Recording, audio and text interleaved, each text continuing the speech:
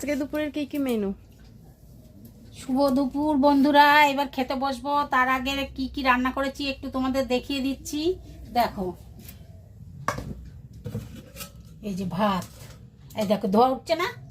বাবা বলছে ধোয়াটা দেখেছো কি সুন্দর ধোয়া উঠছে, ধোয়া ওটা ভাত।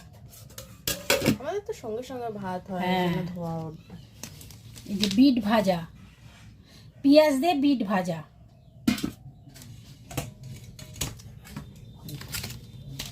এই যে এটা হলো ছোলা শাকের ঘন্ট, চিংড়ি মাছ দিয়ে ছোলা শাকের ঘন্ট। এটা হলো কাতলা মাছ, নলক সিম দিয়ে আলু দিয়ে ঝোল কাতলা মাছের। আর এটা হলো